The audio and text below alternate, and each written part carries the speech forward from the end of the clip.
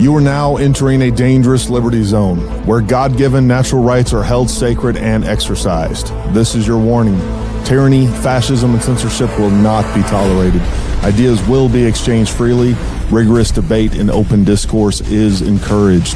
If you are weak and your beliefs are fragile, you should leave now. Prepare yourself. We are now live on the Dangerous Liberty Podcast.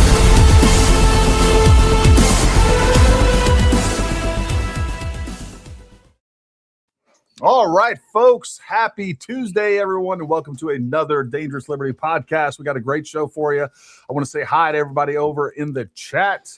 We got two great guests for you. I'm going to let them introduce themselves in just a moment. But I want to say hi to, number one, all the mods over there, Jason, AM, Jeff, and all. We got a couple of new ones, too. So, again, appreciate you guys. Appreciate what you do, and I don't give you enough credit, so thank you. Real quick, there's some rules at the Dangerous Liberty live stream. Look, the reason we do these live streams is because I want you guys to participate. We want to hear your comments. We want to hear your questions, and we want you to get involved in the discussion. Disagreement is encouraged, all right? But name calling, we're just not going to do it. If you want to be a child, this isn't the place for you. You're going to get banned, and you can go somewhere else. If you want to have a grown-up discussion, this is the place to do it, and we'll happily entertain all of the questions. We just ask that everybody be respectful so that we can have good, open discourse, whether we agree with each other or not. So that's what it's all about. Make sure you guys like, subscribe. Down in the description below, Shawna is our guest. She's going to introduce herself, but there's a link down there. We also have Jason from Jay Witt podcast. I don't have his links, but you can look him up. He has a great channel. I found him today. And without further ado, I want to bring everybody on to the chat.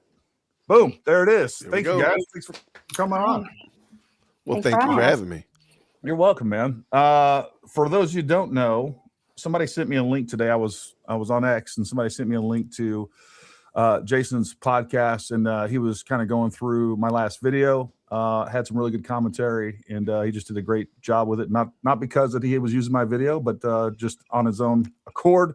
I thought it would be great to have him on. So thanks for doing that, Jason. I appreciate it. Hey, no problem, man. Thank you for doing the work that you do. I enjoy finding good quality, thoughtful people who've been debunking. I mean, for crying out loud, you went to UVU. We at least got to give you credit for that. I mean, if nothing else, man. Now, mind you, I wouldn't have mind when you were going up the stairs talking about being Spider-Man. I do think you should go back and edit that and put in that 1970s Spider-Man music. That's a viral video right there. I agree. So that opportunity lost, but you know what? We can go back and do that. I love it. Shawna, if you will, real quick, just take a moment and introduce yourself. Yeah, so I'm a wife and a mom. I'm a former registered nurse. I left the field like 11 years ago, and I run a business with my husband. I've been in the political realm probably for the last 11 or 12 years. Very interested in politics, very interested in true crime. I'm also incredibly skeptical by nature in general. And so I kind of started just fact checking Candace Owens on some of the information that's actually able to be fact checked, not the innuendos and stuff like that. And it's just been a very interesting journey looking at some of the stuff that she has said and looking into it. No, that's awesome. And so just kind of give you guys a backstory. I think it was on X or whatever. The whole plane, the Egyptian plane thing came up. And I made some comments. And look, I've had people send me some things on the Egyptian planes, and I've looked into the Egyptian planes a little bit. I found some discrepancies comparing some facts that I came across to what Candace Owens was saying about the planes to begin with. Thanks. But I didn't get a chance to really deep dive into that. And to be honest with you, I wasn't super, super interested in it, to be honest with you. It just seemed weird. And I never heard in any of Candace's, it never seemed like she was able to coalesce a reason behind the planes and what was going on. What I did know is that the planes were allegedly following both Charlie and Erika Kirk around long before he supposedly had his break with the pro-Israel movement. So that didn't make sense to me.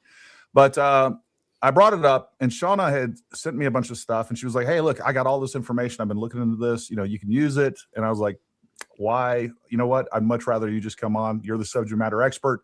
And that is one thing that I really love about X. There's a lot of things I don't like about X, and I'm still kind of figuring my way around X. But one thing I do like is, man, there's a lot of folks out there that are putting out really good content or have a lot of great capabilities that maybe not be that well known. And I love to be able to, bring people on that, I don't know, give them a voice because they're doing really cool stuff. And so, what I kind of want to do tonight, Shawna, just kind of give me and Jason will kind of give you the floor. And I just want you to kind of present what you found as far as the Egyptian planes and, whatever other context that you want to give it to us. And then at some point, folks, what we will do, this is going to be ran just like a normal podcast where the co-hosts are going to discuss what's going on. Towards the end, we're going to open up that time for all of your questions, your comments. We will prioritize super chats, but we will try to get it to as many lives as possible as well. If you haven't done so already, again, subscribe to all of our channels, all of our social media. And then on top of that, we just started opening up memberships. So if you'd like to become a member, we really appreciate that. But Shawna, kind of take the floor and take it away. Sure. So initially, when Candace mentioned about the Egyptian planes, I don't know, well, the first Egyptian plane a month or so ago, I noticed that not just that she had the time zone incorrect, but she also said the plane landed at an Army base in Nebraska. And on her own screenshot, it said just the regular public Omaha, Nebraska airport for the flight history. And I was like, this is so weird. So then when she came out a few weeks later and she had the whole spreadsheet from the mommy sleuth, and she said that there were 70 times that these planes were overlapping with Erika Kirk. I was like, first of all, how did you verify Erika's locations? Because she's not very public with all of that stuff. Second of all, why would Erika Kirk be at all of these events and Charlie was only at some of them? Like, that didn't make sense to me. So I was like, let me just look up these flight history. So I screenshot the spreadsheet that she had on her show. And I just started looking at the flight histories. Now I could only go back for 12 months on, I think it's like Flight Radar 24 or something, but I don't know where this woman got this information from. I don't know if I don't know. But what I found is that for the last 12 months between both planes, there were 20 entries for locations and flight history on that spreadsheet. Of those, 25 of them were duplicates. So there were only 15. Of those 15, only 6 of them were correct. Wow. And of those 6 that were correct, obviously, I don't know what Erika's locations were, but one of them, it says on the 10th that Erika was in Nebraska/Delaware, which I don't understand that, but she wasn't. She was in Arizona. And then it said that on the 13th that she was at a Turning Point event in Provo. I don't know about that for sure, but I tend to doubt it. But for sure, the 10th was not right. So maybe 5, maybe less of those 20 entries were not accurate at all. Not even close. Like the plane's in Cairo for months and months at a time. Right. And then yeah. Did you notice also that Candace kind of flip-flops the term military plane and Egyptian planes? Yes. She creates this narrative, and you can kind of get the picture in your mind that you see some F-22s flying, following Charlie, but then later on is just a Gulfstream. Right. And she kind of jumps back and forth, military plane. No, it's a charter. It's a Gulfstream. Stop it. Right. So good catch. Yeah. No, one of the things that I did find out, I believe it's called, I may be getting this name wrong, but right there in Provo, it's Schaefer Industries or something like that. It basically what they do is they service Gulfstreams. And I know they do have an office there in Provo, and I wish I'd have written the name of the place down, but they refit them, they recondition them, all those things. And they do have a facility right there in Provo, Utah, which might explain some of the times that those planes were in Provo. Mm-hmm. Again, out of all the episodes that I've watched, I still can't it's real fun kind of chasing these planes around it was over here and it was over here and they were here. Two things that I never got out of any of those episodes was the fact that hey, how are you verifying Erika Kirk's location? Right. That never, all we see is hey, Erika Kirk was here on her little spreadsheet, That's but we true. never see what's going on with that. And then again, there's just no, like, make it make sense for me, Candace. Like, why are we doing this? If it's Israel, they have the ability to electronically track you wherever they want. All right, they can track your phone, Right. you can track they could track your car electronically. Like they could put GPS trackers. There's lots of cheaper and easier ways to do this. Mhm. I don't understand the logic behind the overall thesis. Like what are you telling us here? And so far I've never heard that. No, I haven't either. And it doesn't She make any never sense. gave it. It's the most conspicuous, most expensive way that you could ever possibly imagine tracking somebody. Like, it doesn't. You said there were people that were following her around? Egyptian planes? Why? Yeah. Yeah. Yeah, just doesn't make sense to me at all. I don't get it. I don't get it. Any other of the major kind of discrepancies that you saw with that whole thing, Shawna? With the planes? Yeah. No, I mean, that's pretty much it. Yeah, possibly 4 or 5 that might be accurate. But So we don't out of even know her 73 alleged overlaps. Well, I could only go back a year looking at flight history. So Yeah. out of 20, there were maybe 5 might be right. Or the histories were right, I should say. And I'm not certain, 100% certain, Gary. There is a company called Duncan Aviation. That's what it was. Duncan. There it is. And they retrofit and do all the conditioning and servicing of Gulfstreams. So I did search, but they don't have an office in Wilmington, Delaware. So they only have an office in Michigan and Nebraska and, of course, Utah. So that's, but anyway, that was so that's probably the company that we're referring to. And I'm sure if we did a little bit more deep dive, these 2-3 mystery planes, a yellow, a yellow, a blue, and a purple plane now, all probably were getting service there. And that would make much more sense than some of the stuff that she said. Mr. 10EIB, whatever your name is. I've watched over 20-something episodes of Candace. Watched today's episode too, which number one, I found out another lie in today's episodes for sure. At least really bad information. Yes. So don't sit there and try to throw nonsense around, because again, don't worry. I got a lot more videos coming. Well, I'm going to show you that Candace is lying to you without a doubt. And it's intentional. It's deceptive. There's a mix between complete incompetence. She gets so many facts wrong. She omits facts, and then she deceives you and just straight up lies to you many times. So you can continue to throw shade all you want, but it's just not going to work here.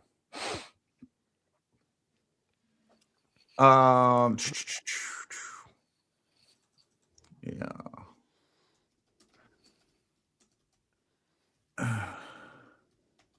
Yeah, there's that.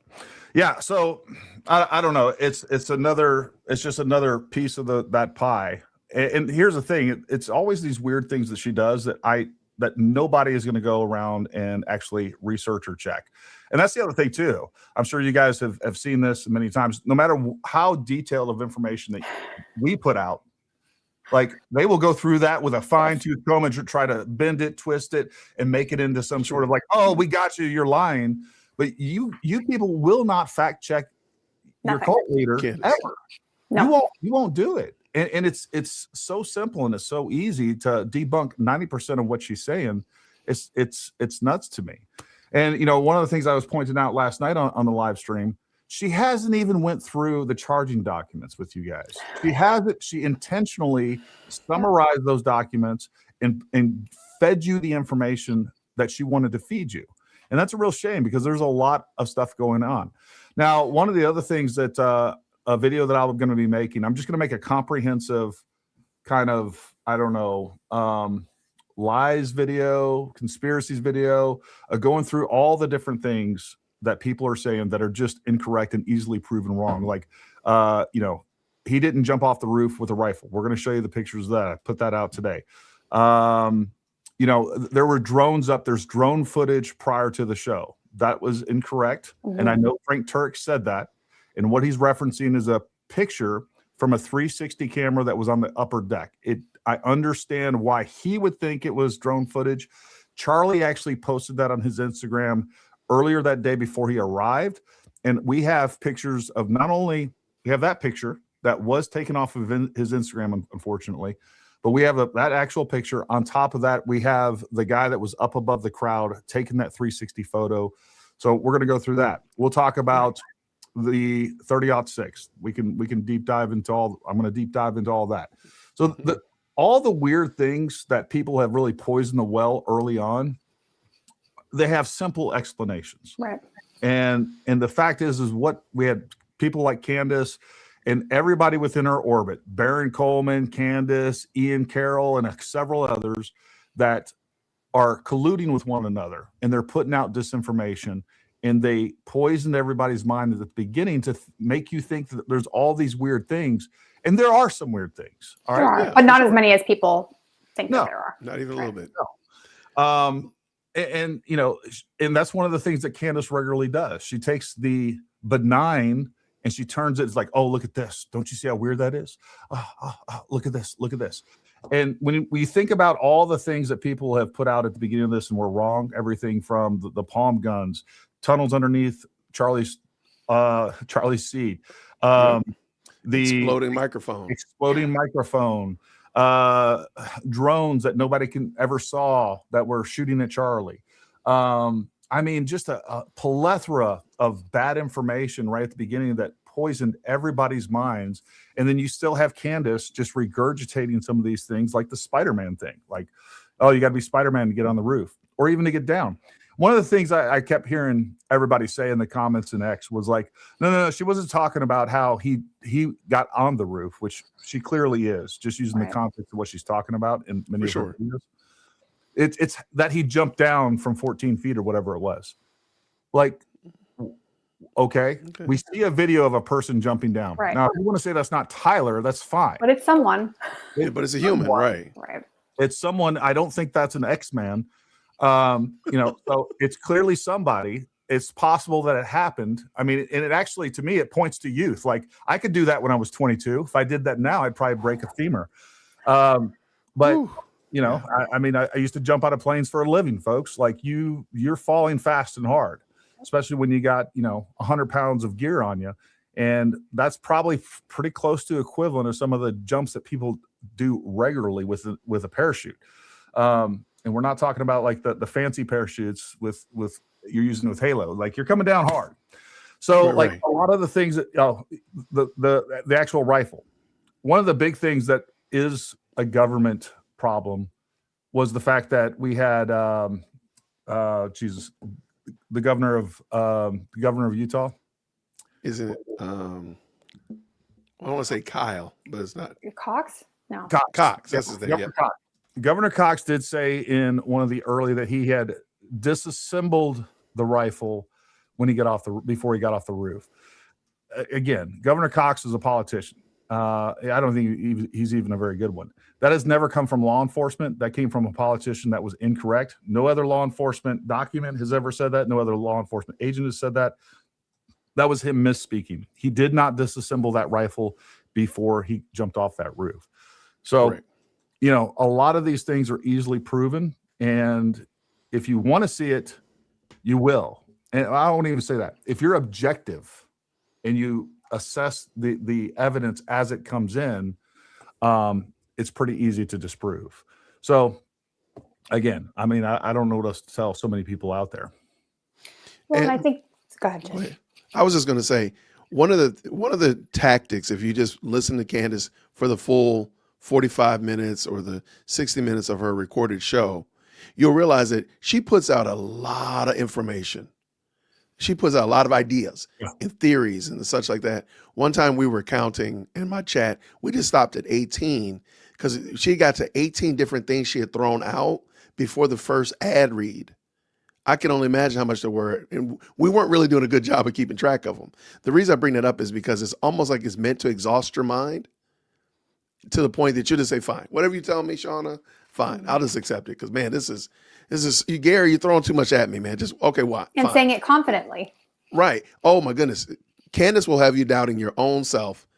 If nothing else, just her confidence level of saying something. Because you can't believe, like, wait, you're saying something so ridiculous. Like a plane is following another plane.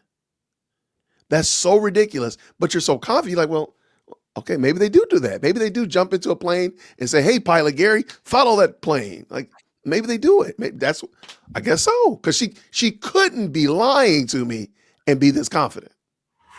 You can't be like, so I think a lot of this, like the information overload and just the confidence level is, I mean, that's her superpower, is the fact that she's extremely confident. Well, I mean, that's where the word confidence man or confidence woman comes from, right? You can't spell confidence without Candace. No. There is, I posted on X today. There's nothing more dangerous than someone that's wrong that says it confidently.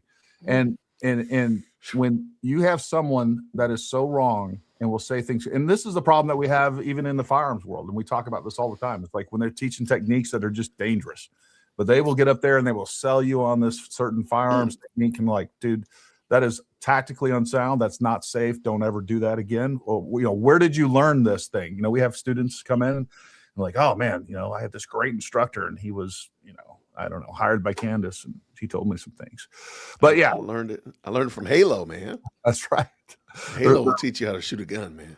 There's a lot of I feel like people are either like, oh, you have a problem with Candace, so you absolutely believe the mainstream narrative. I haven't seen any evidence that makes me think that Tyler Robinson isn't responsible for it. I'm open to, I definitely think that there were other people involved or at least had knowledge because there's evidence for that.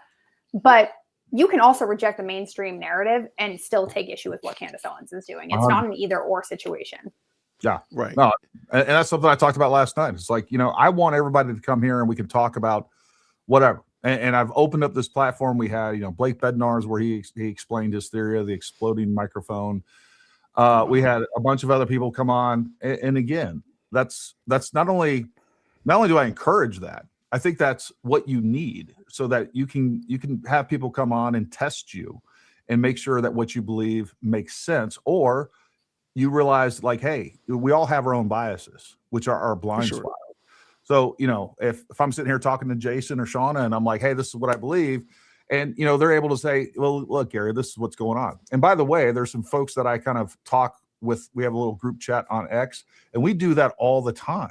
It's like, hey, you know what? I think this is going on. And it's where you guys know, like we always have these like undeveloped ideas and, it's not something that you want to put out publicly, but it's like, hey, what do you think about this? It's like, people can sanity check you and you can figure out, hey, is that something worth pursuing or is that just like nobody cares or is it just dumb?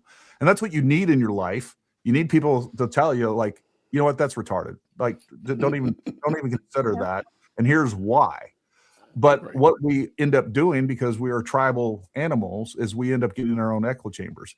And, I don't even have a problem with, I have none of the problem. I don't have a single problem with all the stuff that's going on with Candace.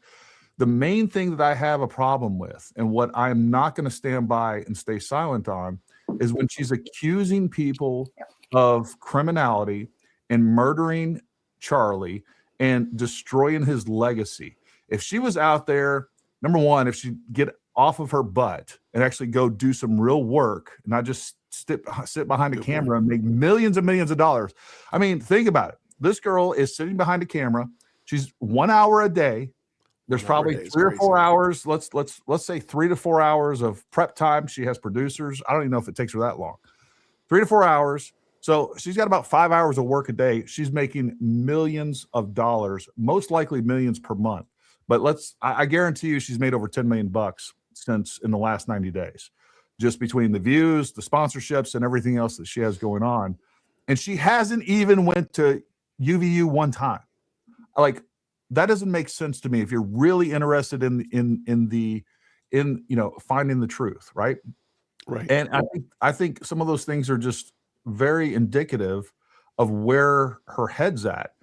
And what she's doing, and it indicates, a complete lack of I don't know, authenticity, sincerity, whatever you want to call it.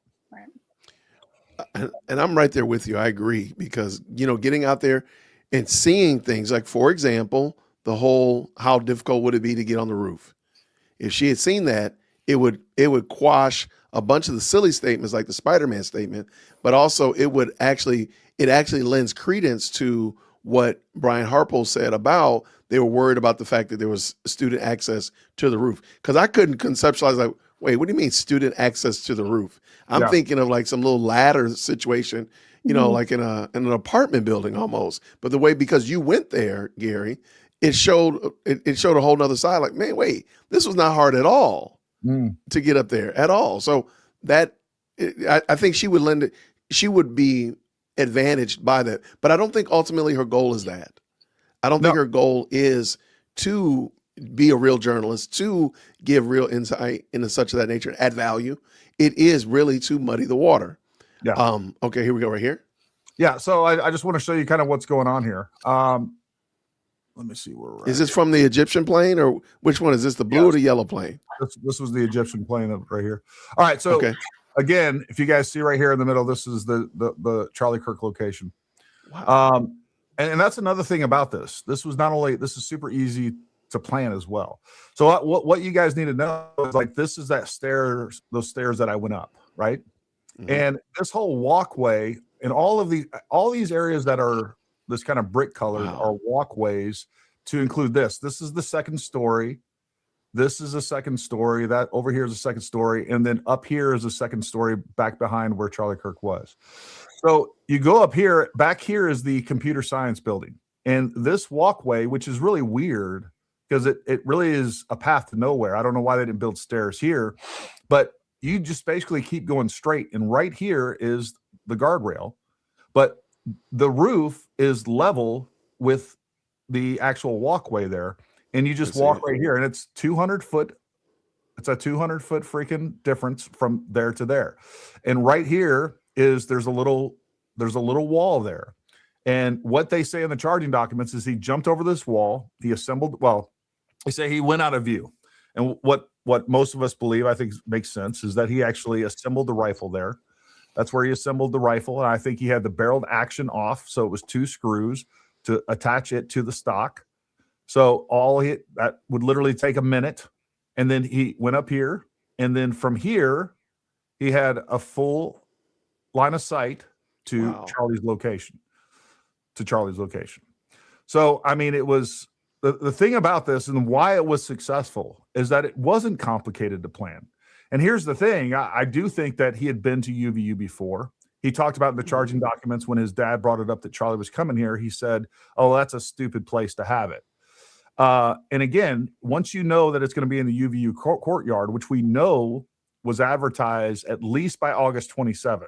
I have some text messages or some comments.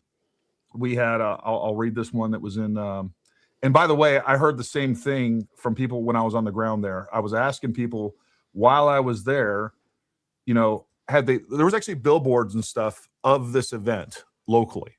But this lady on my comment section said on August 14th, 2025, I was moving my son into his dorm at the University of UVU when he told me that Charlie Kirk would be at UVU in September and that he was excited to go see him. He didn't go due to a biology test, but this indicates that they were already promoting the event in mid-August. So again, you had 10 days, at least 10 to 14 days to plan this. And once you know that he's going to be here, it's going to be in the UVU courtyard there. There's only one place for him to be. There's only one place. Right. And so, I mean, it's not hard to plan from there. And again, if you know this, you can do a Google Maps, a map recon. You can figure out, hey, this looks like a good spot. And I think he'd been there before. I really do. I think he had been there prior to this. But then there was also a bunch of reports where people were saying, there was eyewitnesses saying they actually saw a guy over the railing like a week before the event that was actually right here in the shooting location. So I was going to say, I wonder if they have security footage of him going there prior to the event. It would be nice to see for sure. But this was something that was very, again, and the thing that most people don't understand, one of the things that irritates me about this is that people try to make him out to be like this young kid. Number one, he's 22 years old. He's a grown man. When I was 22 years old, right around that age, I was running sniper missions in Iraq. I was a sniper team leader at 23, running missions in Iraq during the initial invasion in there. So like, and these kids grow up like my kids. It's crazy to me. We'll start talking about guns and tactics and things like that. We teach CQB and things like that. I've never had them go to those types of courses, but because they play Call of Duty and they play very similar, they're very tactically minded, more so than most people realize, for sure. Oops, that was the wrong. Let me remove this. There we go. So yeah, I think like as you just showed right there, if Candace really wanted to, if the quote unquote mommy sleuths or the Cantifa really wanted to be genuine, they could really do this and actually have proof and evidence. I think that's the real issue that a lot of people don't appreciate, don't find value in the fact that Candace is forever saying, just trust me. Yeah. Like, I got an email from a guy, blah, blah, blah, blah, blah, blah. Trust me. I still want that 920 email. I really want that 920 email because there are so many little nuggets in there. Like that person read out the address, the 920 North King Street address, like How did 6-7 you figure times. that out? So, okay. So great question. So we watched that video and I was like losing my mind. I was like, this is insane. And I usually set my live streams up the day before, but I had set the next days up already. And somebody came into the comment section the next morning and put a comment that said, Candace read out her lawyer's address, 920 King Street. I said, that's not true. And I just ran over to Chat GPT. I said, is Candace's lawyer in the 920 King building? He said, no. And I deleted the comment because I thought they were sharing wrong information. I said, I don't want to have wrong information on my chat because then people say, oh, see, Jay Witt's over there sharing wrong information. And then something hit me. Like, why don't I check to see if there's any affiliation with the Macrones, Candace, in the 920 building? I asked Chat GPT, is there anything related to the Macrone case in the 920 building? Oh, yeah, sure. It's Candace's lawyers there. I said, you got to be kidding me. How did we miss this? So it wasn't like she missed it too, so. Well, there's that. And remember, she took weeks. According to her testimony, she had been sitting on that email for weeks, she said, verifying it. This is the whole thing with the SUVs, taking dignitaries here, switching license plates, all that kind of, it reads like a Tom Clancy novel. I'm like, at some point, we're going to have to admit, Candace, they're playing you and just, you're reading like the next spy novel. You're reading the next Mission Impossible script. So that's how I came up, and that's how I found out about the 920 building. But it wasn't anything super sleuth. It was literally by happenstance. That's great. No, that's interesting. What are some other things that you found that you've, some kind of big moments in all of this that you found, Jason? Well, first of all, I think it's very interesting. She does not give her audience access to any of the information that she reads and such of that nature, or even point them to it. Like even the complaint, the amended complaint from the Macrones, she never brings that up to bear. Candace is notorious for when she gets caught in a lie, an untruth, a less than truthful statement, she'll either double down, AKA the Maroon assassins, or B, she'll just pretend like it never happened. She never said anything about it. Like, ma'am, you did say that, right? You did say that there were tunnels under UVU, right? And nothing ever came of it. Of course, we're always joking about the communist beekeepers because she had this epiphany about bees. So in my mind, really, I feel like some of the things that she points out, besides the fact that they're just really just nothing burgers, they're just ancillary things. There's a gray box sitting on my desk. Oh, she takes it and runs with it.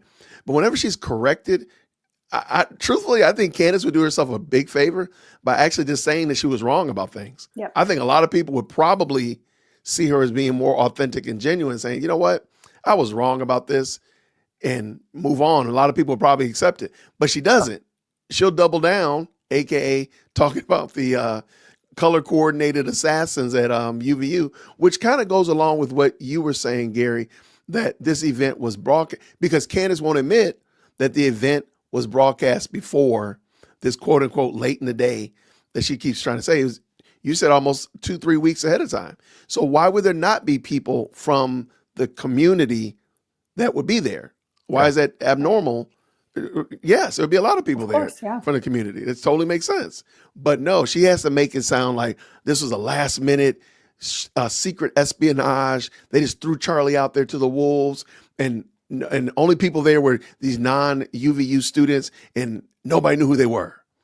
Yeah. Well, that's because the truth is it had been broadcast to the community.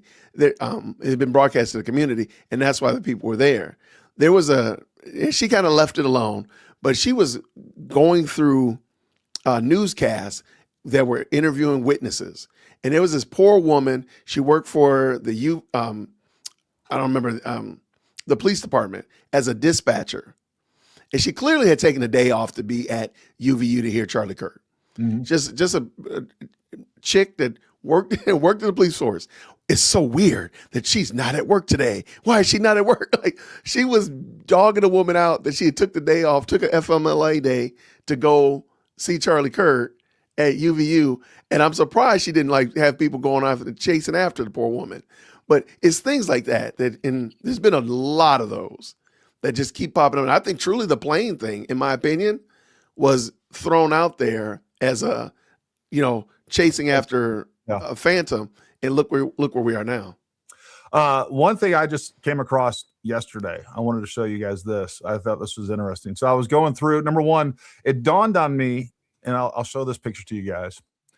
You guys see that, right? I can't see our screen. Mm-hmm. So this is her going through the charging documents. And these are the summarized versions of this charging document. She doesn't go through that, and she leaves out, because again, I was thinking about like why did she leave out this portion of the charging document or that portion of the charging document? So these have been summarized probably by her producer. That's what's going on there. But there's like a piece of breaking news in here that she didn't share with anybody that blows my mind. I mean, I know why she didn't do it, but I want you guys to look right here. Dad says, according to the indictment, he picked up the phone and Tyler told him he was suicide. So this is like between 10:30 a.m. and 7 p.m. And one of the things that Candace has said multiple times, like, where was he during this event? Where were they? Where did he go? What was he doing? So our sources assert that he went to buy a new gun to replace. This is her own documents. And that's what her source says, that he was trying to replace this gun. And then later on, he talks about how the gun is, very unique. Of course it is. It's of course. It's a Mauser, and it's an old gun. But again, he was trying to find a way to buy a new gun, but she never actually shares that during this episode. And that's just another. She does that all the time. Yeah, it's just another example of information that she has. Another thing I want to show you guys real quick too, because I wanted to see this compared to what the episode was going to reveal today, because she put this.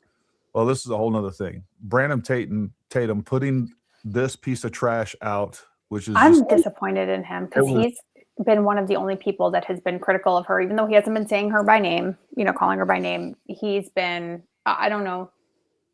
Yeah. So this is the preamble to her episode today. I listened to it. And what I said in this compared to this was, guaranteed the information comes with zero proof other than a source told me, which was 100% correct. Her source is likely a disinfo agent. I don't know if that guy's a disinfo agent or just wrong about some things, but what we know is that there was absolutely zero evidence that came with this. It is a source telling her about this wild story of him walking in on this meeting full of lieutenant colonels. And today is the day that the government can no longer deny it. Charlie Kirk was assassinated and our military was involved. And the other thing that she said that's not true is that Brian Harpole, she said this guy saw Brian Harpole in this meeting. This was crazy. September 9th. Okay, Brian Harpole was in Asia with Charlie September 9th, and I have confirmed that. So, again, she's putting out more bad information. She's lying to people. And one of the things that you were talking about, Jason, is that how she never says that she's wrong. It's more than that. She never goes back. She keeps everybody tied in, even though she'll move to another entity that is now guilty of killing Charlie Kirk. The other people are, and they're exclusionary, right? It's like if the French did it and Israel did it. I don't think TPUSA was involved, and definitely not the security team or whatever else, right? So, but Right, she never there you go. lets these other people off the hook. Say, you know what, I was wrong for, suggesting that those people were guilty of murder. Let me tell you why I think she does that. Because this is the giant. I mean, this is going to be a global cabal. Do not be surprised if there's another nation state brought into it. Finland, watch out. New Zealand, be careful. Congo, Wakanda, duck. I mean, do not be surprised when another nation state gets drug in. It's going to be a global situation. That's what she's trying to make it. And focused on her. Right? It's all going to be focused on her. Yeah. Did you like Wakanda? I was going to say Latveria, but I don't know if anybody remembers that. Shout out to Latveria. But do you see over in the shadows? I'm pretty sure that's the Black Panther. Well, there you go. And so that's why she's never lets them off the hook. Because who was surprised when she brought France up? Me? I was like, how in the world did France get brought in here? But she never let them off the hook. So they're always on the line. So the line is still running. And eventually she's going to pull it taut and start reeling them back in. So after she left Turning Point and after she left, the Daily Wire, like ever since then. No, PragerU. She has been on this anti-Israel kick, and she's been on this France kick. And then Charlie Kirk is assassinated, and somehow within 30 to 60 days later, it all comes back to her original enemies to begin with, and the people that happen to be suing her. It's so bizarre, it's so unbelievable that if you do believe it, I'm just going to pray for you. I'm going to pray for you. Right. You know what I think is interesting is the mental gymnastics that she is doing to create motivation around people that were closest to Charlie. And she is accusing I don't want to say every group, because every relevant group of people, with the exception of the Democrats and Islam. And two groups that, and I'm not saying that they're involved, but I'm saying they definitely would have motive. And she won't even sniff in that direction. I think that's really interesting. Or trans Tifa, or the whole trans Tifa, like blue-haired septum ring people. Nope. And look. I mean, I think that's who killed him, right? So we had this. We had this Tyler Robinson, who was whatever with this trans furry. That was I don't know if you guys have watched the what was the video? I'll think of it in a minute. Anyways, the Turkey Tom video. Have you guys watched the Turkey Tom video? I've seen clips of it with their friend Lance Twigg and Tyler's friend. Yes. One of the most compelling videos that needs to get I don't care where you're at on the Charlie Kirk story, you need to go watch, and I'll put a link to that down in the description to that specific video. It is one of the most compelling videos. And what this is a friend of theirs that has given actual proof of who he is to Turkey Tom. And he goes through and he shows them video, he shows them clips, and it's this guy's story and testimony about his interaction with Lance and Tyler and what was going on with them. And again, he has pictures inside the apartment that have all been verified, pictures of them together. Like there's no reason to doubt that. It is the testimony with the most amount of proof that we've seen in this entire thing. And it is talking about how crazy Lance was. And what I think you have is this couple, Tyler and Lance, and Tyler is, trying to please this alpha, crazy, insane person and almost trying to, the sense that I get is he's almost trying to show his loyalty and his dedication to this partner that is clearly crazy. It thinks, he's trans and all the other stuff. But it gets nuts. And that's what we have. We have this guy that was taking issue.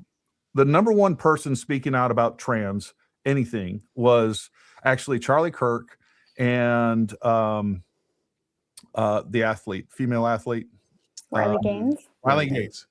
Those two have what we were being overran by legislation and other things taking place in our country where the trans community was taken over. Like they were running this place. We had literally mental patients that were writing legislation in our different states, and it was getting to the point of federal where we're allowing boys to go in women's locker rooms, boys to play in women's sports.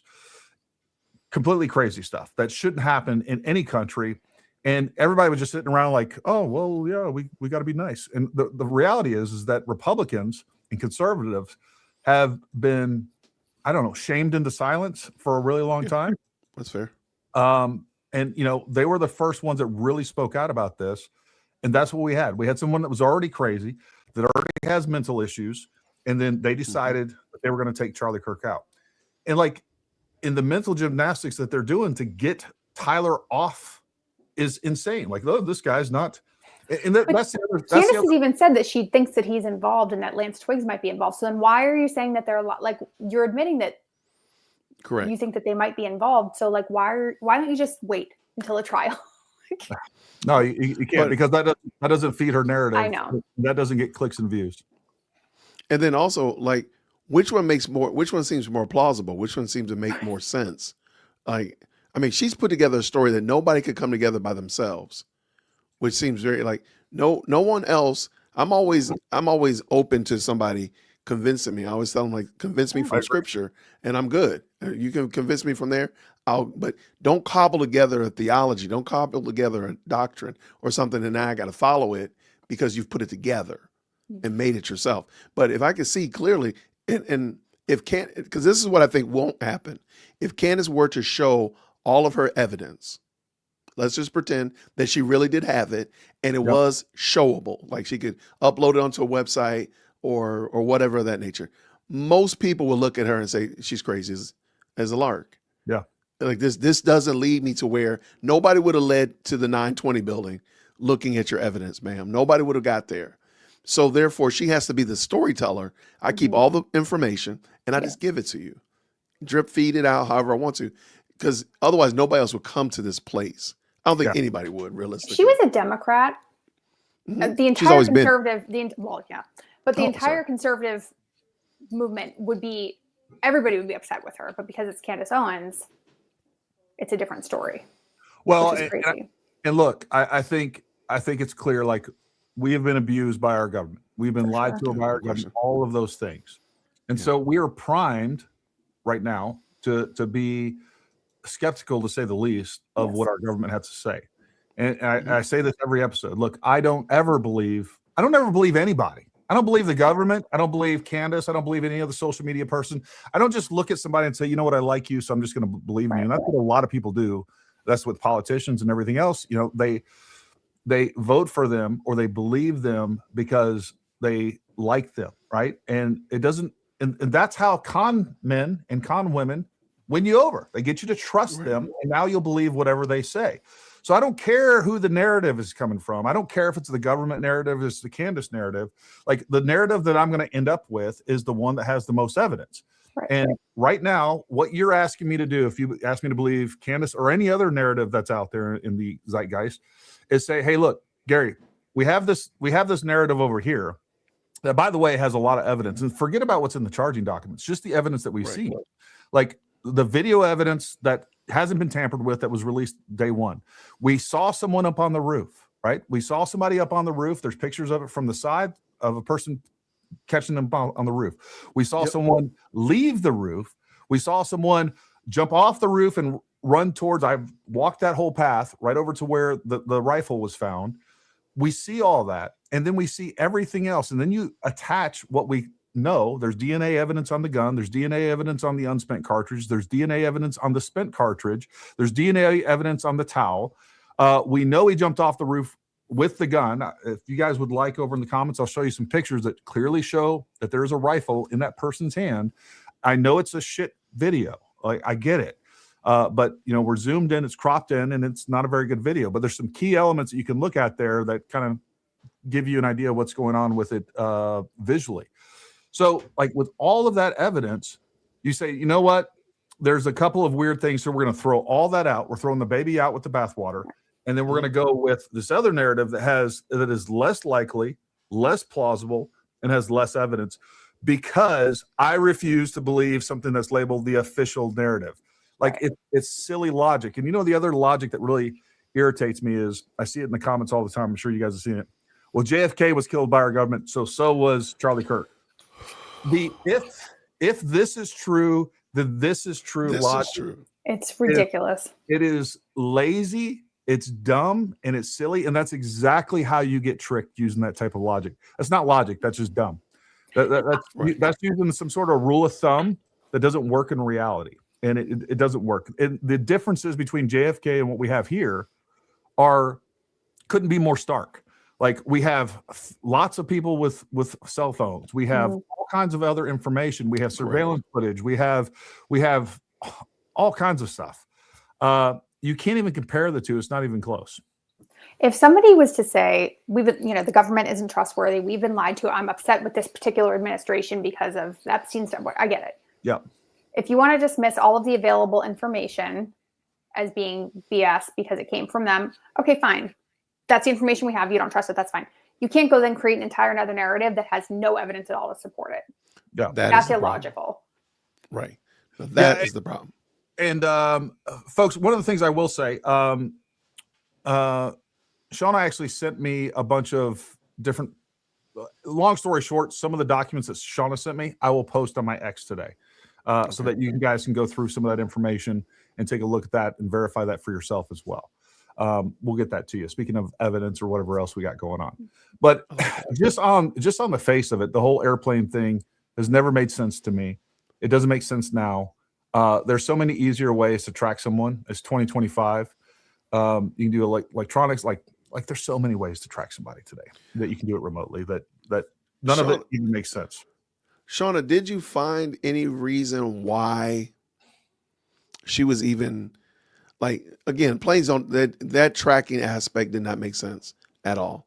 But why was she even going with that? Like, did you find any good reasons? No.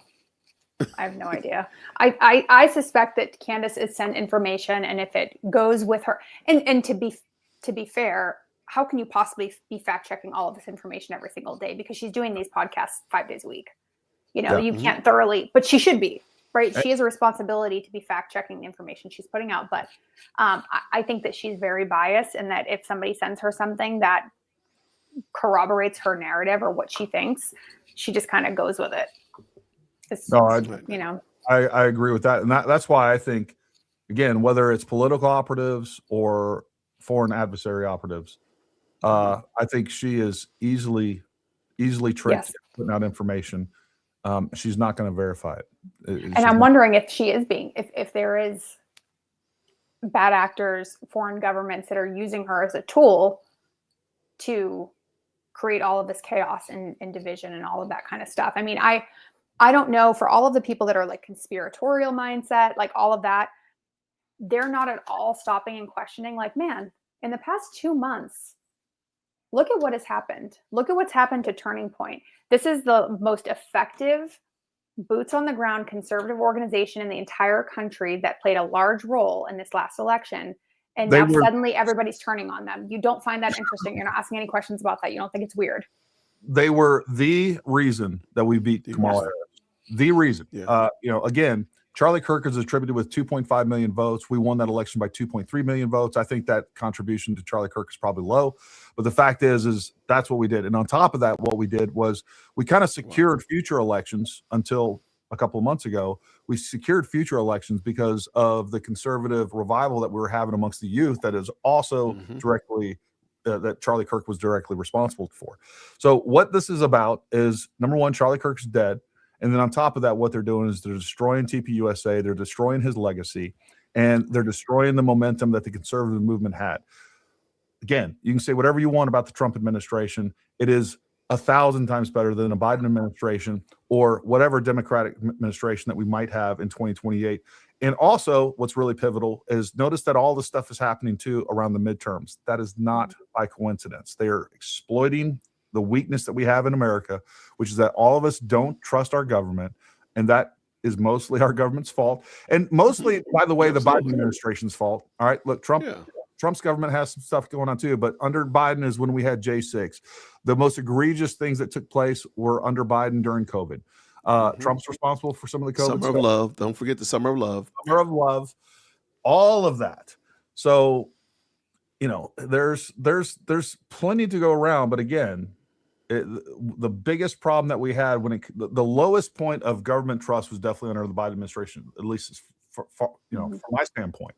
Yeah, Seeing what they did with January 6th, And the way that they, weaponized our own justice system against people protesting while they let all the George Floyd people murder, burn, destroy, and they didn't set up autonomous zones.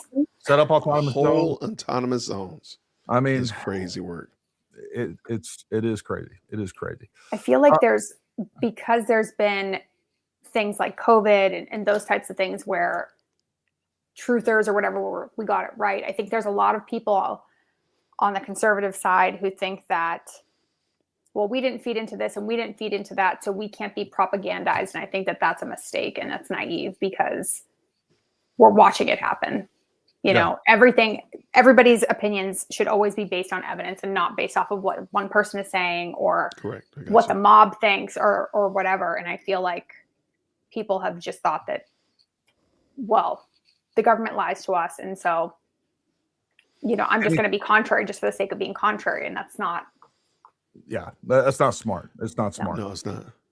Yeah. We'll do now is we'll jump into some, what were you going to say, Jason? I was going to say, somebody mentioned on my side that, and I don't know how this works, but apparently like her sources or those persons giving her out are ranked in her live stream.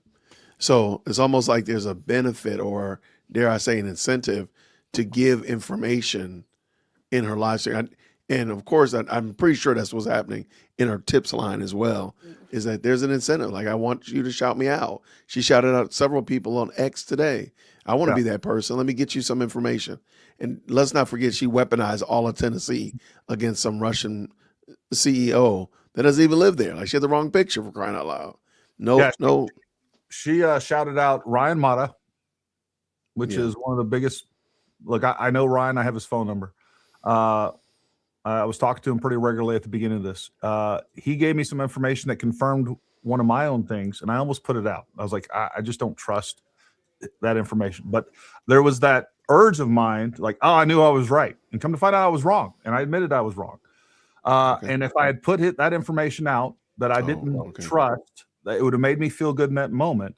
But number one, now I'm using unverified sources that would have undermined. And I said from the beginning, hey, I'm speculating on this thing that I thought that Charlie had body armor on. And I'm speculating, but it explains some things. And come to find out I was wrong. And the moment that I had that information, number one, I stated at the beginning, I'm speculating this isn't fact. Number two, the moment that I had that information, I put it out that I was incorrect. And number three, again, I had a source, what Ryan told me, and I literally have it on my X account, is that he said he talked to a person that knows the surgeon that worked on Charlie, and he confirmed that he definitely had body armor on. And man, I was super tempted to put that out. And I'm glad I didn't. It would have because now I have this source and I'm trying to use this source's credibility. It would have just undermined my credibility even further. So anyway, she shouted out Ryan Mata, Ian Carroll, and the crazy Mel, the crazy village lady. Is that what it is? Yep. Which again are some of they're her proxies, and they coordinate, they work together. And what they do is they are constantly reposting her stuff and spreading her message, and like the little minions that they are.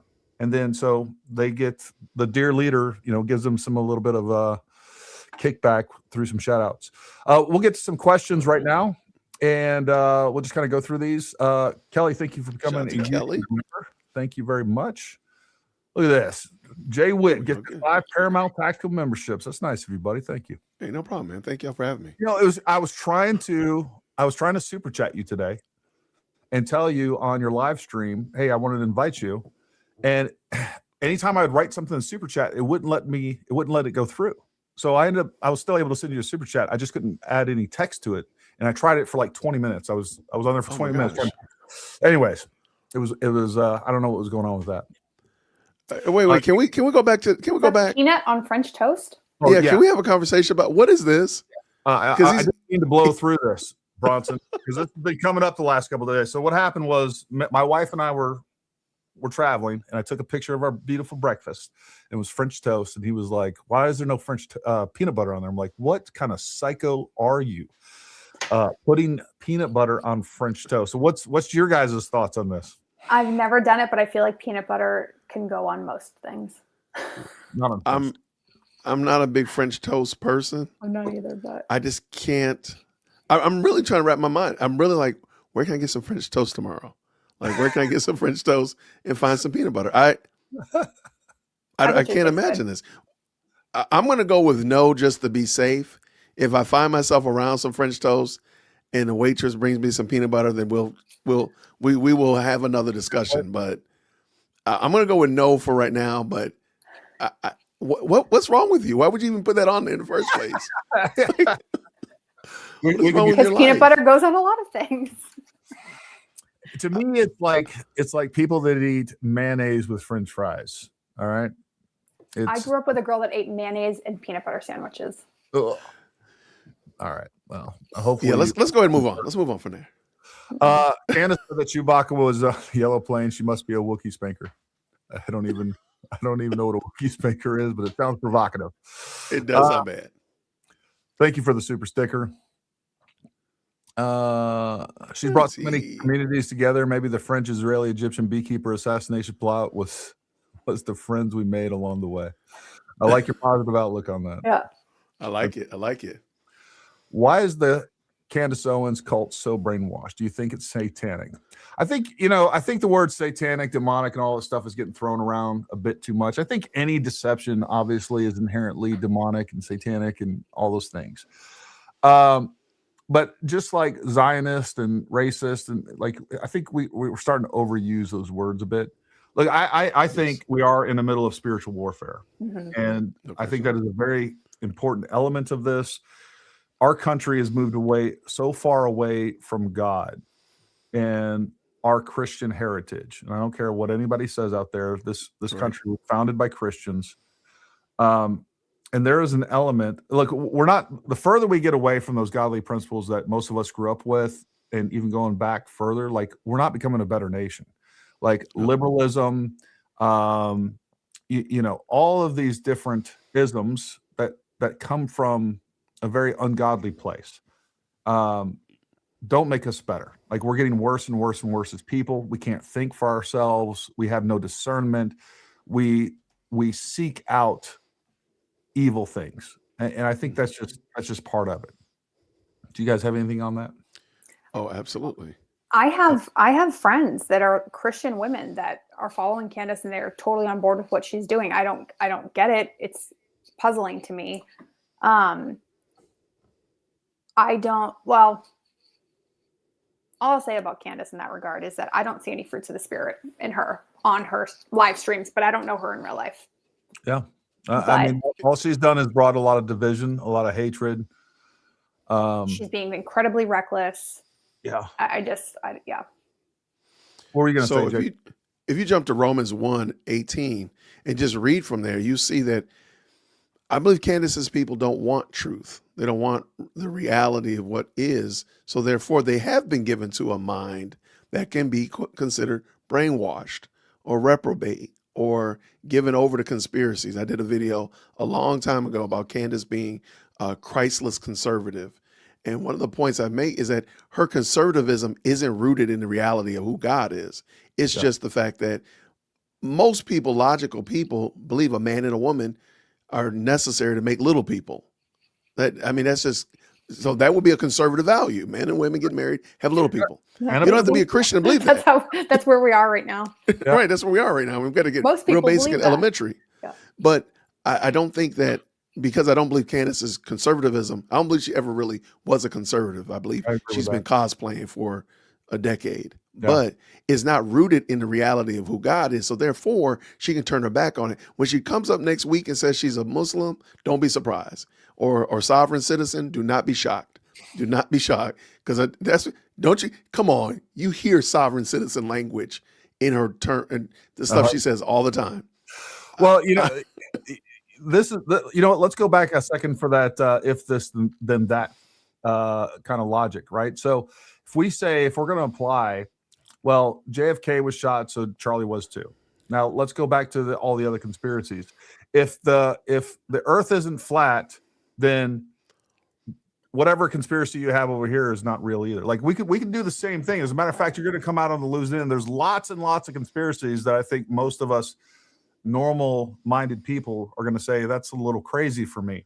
For sure. And most of the QAnon, look, I never saw JFK Jr. come back. I was waiting for it. I was waiting. I had this conversation last night. I had friends at my work. Just trust the plan. They were so into this. They were like, Gary, I'm telling you, just wait and see.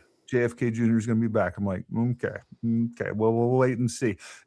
He never came. So, like, if you want to play that game, if that's the logic you're going to use, that logic can be turned around on you, and it just shows you the fallacy of that logic to begin with. So, yeah, absolutely. Candace used her show for modern day witch trial. That is such a good point. That really is. I hadn't really thought about that. I've even said it's kind of a witch hunt, but I never thought about it as like, the modern day Salem witch trials where, she's just, for whatever reason, because she's mad at her neighbor or mad at this person or doesn't like this entity, she's, basically accusing them of all these horrific things. That's a great point. Or they put peanut butter on French toast. I mean, come on. Yeah, Bronson. Get them. We got to get you started, right, brother. We need to get you. She spews lies. Asks her cult to vet or find the evidence, and they go out and assassinate everyone that claims to be a witch. This is another point. All right, this is a really bad place to start from, and that's where she and a lot of her people and a lot of other people are starting from too. You're starting off with a conclusion, and then you're looking for evidence. Yeah. That's not an investigation. That is a witch hunt. So, again, we look at the evidence, and then we look at what's plausible based on that evidence. That's the way it's supposed to go. And then on top of that, the other thing is if you have a hypothesis, you want to try to disprove your hypothesis. That's how you come to some truth. But when all you're doing is you're looking through videos, trying to find the evidence of drones and trying to find the evidence of palm guns and iPhone guns and tunnels underneath the city and, midget assassins jumping up out of, these Ninja Turtles, man. Ninja Turtles. Yeah, Ninja Turtles. Like, you're going to end up on the wrong side of the truth. And then the crazy thing is all these people castigate everybody else saying, oh, well, I hope your Jew money's great. Your shekels, you're a Zionist, you're a Fed. It's just that is an insecurity that you can't even come on here with a logical argument to it's the laziest. Yeah. Right. Let me make sure I got it right. Mm-hmm. Gary choosing to critique Candace makes him a Fed, but Candace speaking all of the mad recklessness that she does wholesale. Yeah. She's not a Fed. Mm-hmm. Okay. Even at the very beginning of this, when all I said was look, I don't know what's true. Before we had 3 months going into this, a couple weeks into this, I don't know what's true, but what I do know is not true is that's not a palm gun. And I did a video on why that's not a palm gun. I did a video on why the exploding mic is dumb. All right. Look, I used to work with a lot of explosives.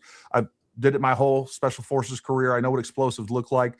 You're trying to defy physics, telling me that we had an explosive underneath his shirt that had enough energy to kill him, but it didn't burn the shirt. It didn't rip the shirt. It didn't do anything. We still have standard physics to work with, right? We equal and opposite reaction. Just starting with those things, I was a Fed, and I'm done with it. You can call me a Fed. You can do whatever you want. I don't really care. No, I put out a couple videos fact checking her information, and I would just have people, oh, you're being paid by Israel. Oh, I stand with Candace. It's you can stand with Candace. What does that have to do with what I just said? It means I'm going to believe Candace regardless of the evidence. Yeah. That's what that really means. Well, if you followed her during the Becoming Brigitte series, there was actually she puts out terminologies and phraseologies for the masses to run with. So one of them was, and I remember almost, you can tell the day that she puts it out there because your comment section and your live chat will have them in there. And the one they don't watch my show. So that was a big thing. If you guys would watch her whole show, you would see if you watch all 8 episodes I put the challenge out there. I say, hey, I'll put a video out there. If you get this video to a certain number of likes, I'll watch the whole thing as a live stream. They clearly weren't willing to get their ducks in a row. But I digress. So they get these little catchphrases that kind of which are proverbially sticking their fingers in their ears, saying, no, I can't hear you. It allows them to feel safe. So they'll say, hey, Candace brings receipts. Candace speaks the truth. I stand with Candace. And that's supposed to be the stopper. That's supposed to stand up the defense and really ruin everybody's life. Like, oh, you stand with Candace. I guess I can stop now. And they never actually have taken the time to think about what they're saying. Which it's so funny. You said how they're like, oh, Candace always brings receipts. Candace always brings receipts.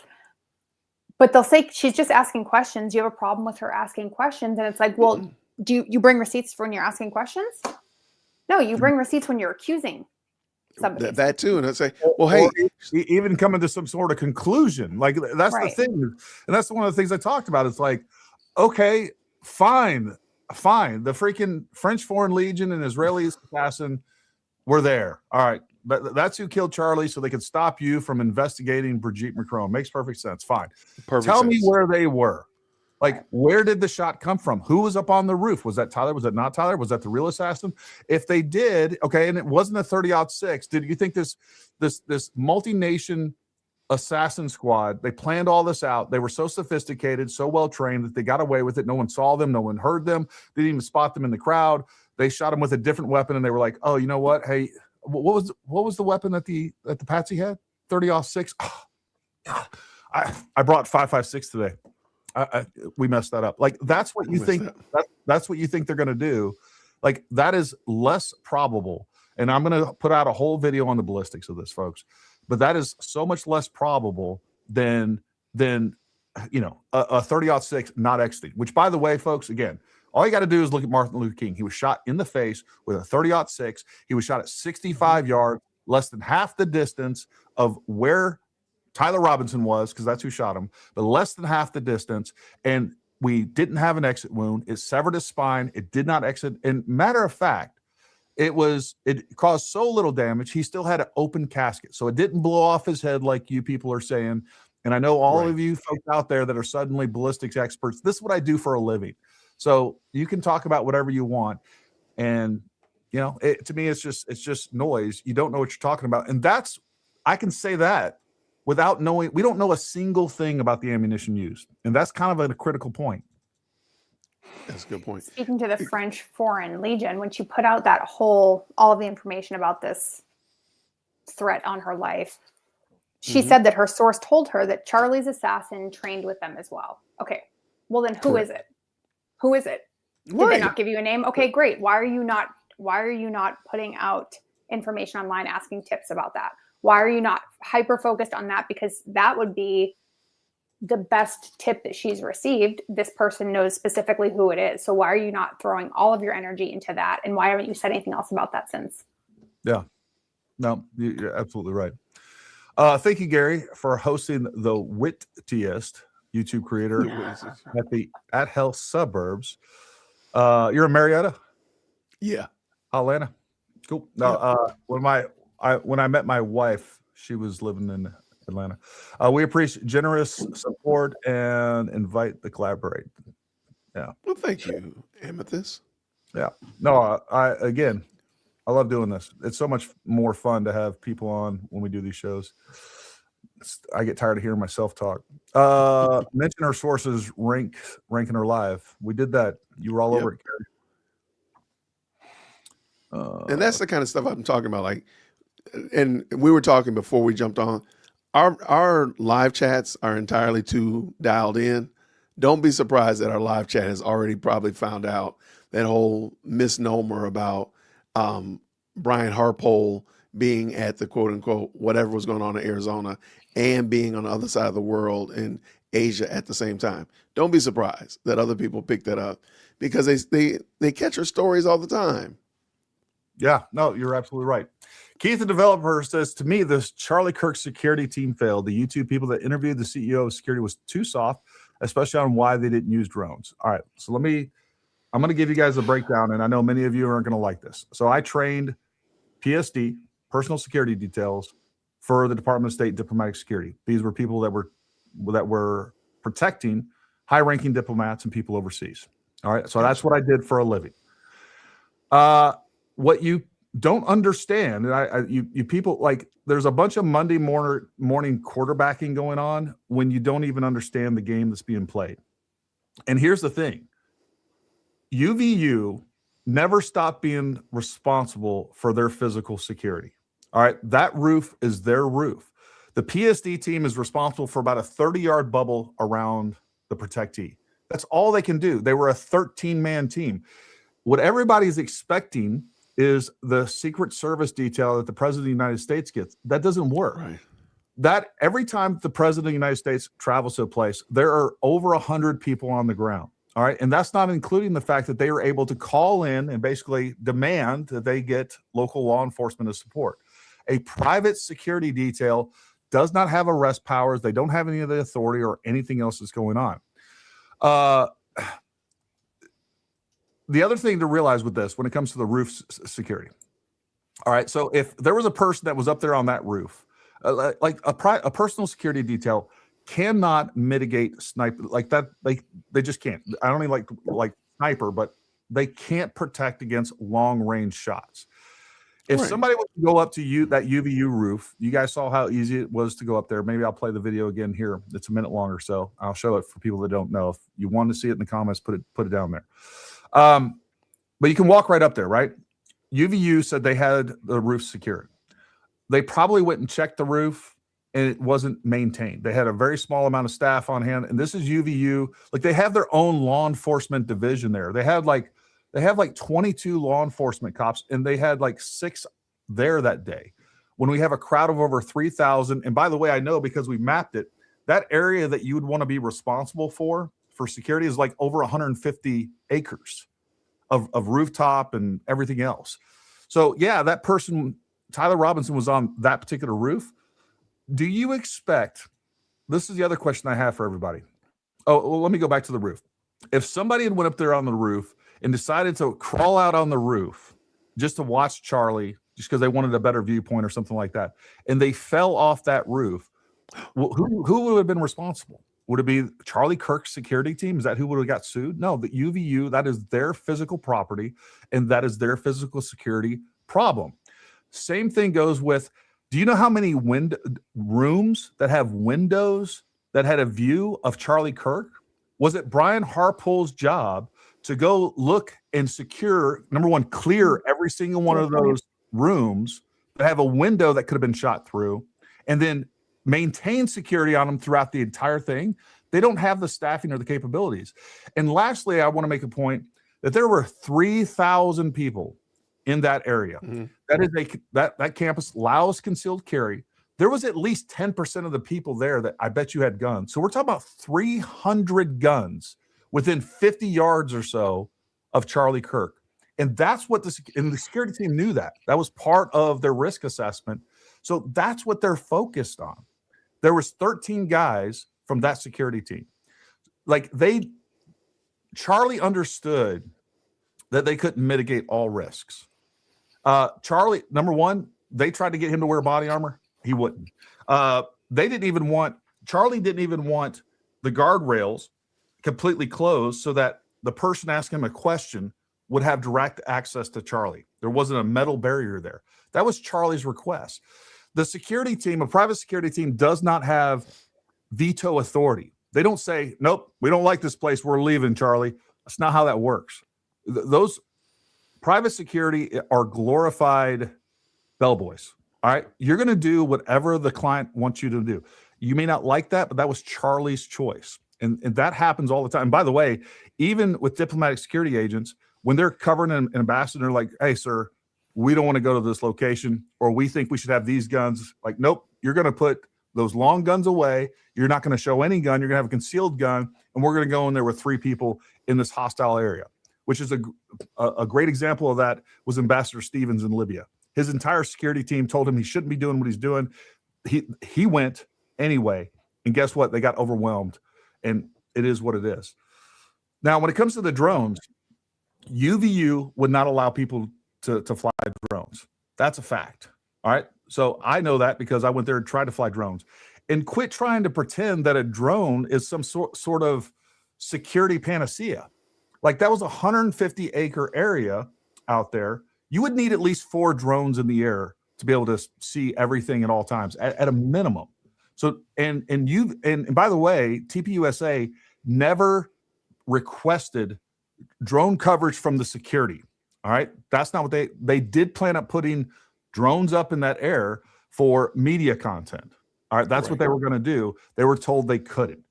Like all of these things, if you want counter sniper teams, you want drone coverage, like security companies can potentially provide some of those things, but the client has to request it. And they didn't want that. And that's not what they wanted. And the security team isn't going to sit there and get in a pissing argument with the owner of the property saying, no, we're going to put up drones.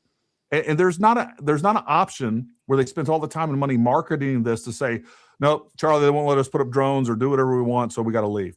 Charlie wouldn't have had that. Charlie knew the risks, and unfortunately, somebody took advantage of the risk. And the only people that are responsible for Charlie's death is the person that pulled the trigger, and anybody else that knew about it, whether they were on Discord chats, whether they were friends with him, or whatever else. So, like, this idea that security failed is dumb. All right. They did what they could, and they were able to mitigate threats about 30 yards. UVU is probably going to get sued over the fact that they didn't cover that rooftop. And when you have 3,000 people, there was 13 of them. What's that number? Like 200 and something to 1. So each one of the people out, every one of those security guards out there had to monitor 200 plus people that could potentially have a firearm at any time. And that was the most likely threat, by the way. The most likely threat is somebody going to come up close and try to shoot Charlie at, right at that guardrail distance. Right. So, like, you guys can Monday morning quarterback all you want.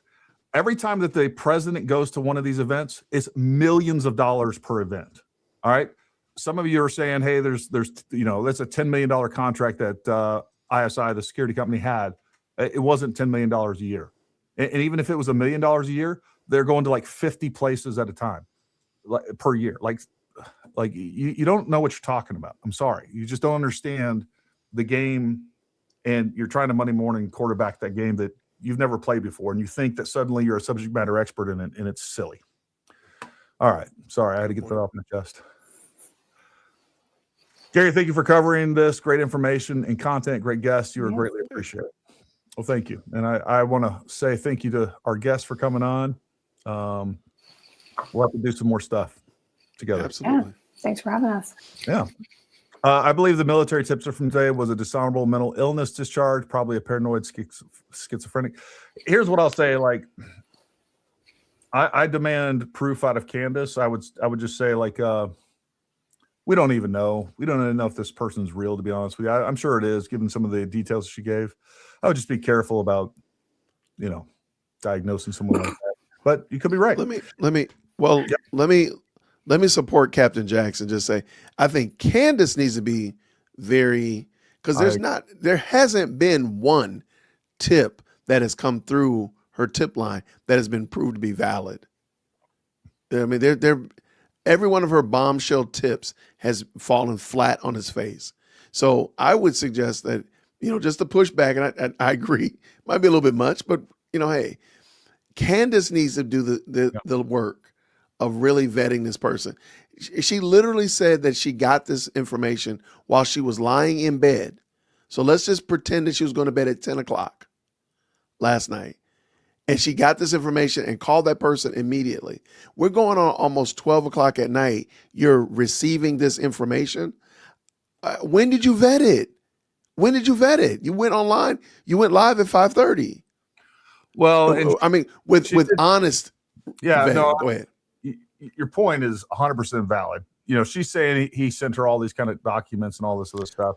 All those things can be forged, especially if you're dealing with an entity that's sophisticated. They can easily come up with a backstory. What I'm curious about, he's feeding your narrative. What I'm curious about is how many tips she's gotten that deconstructs her narrative. I wonder about that. That's a good question. She just doesn't report on them.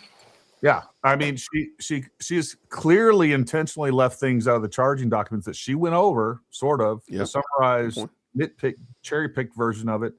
She's left out a lot of details to convince people of a certain narrative, and those are just facts.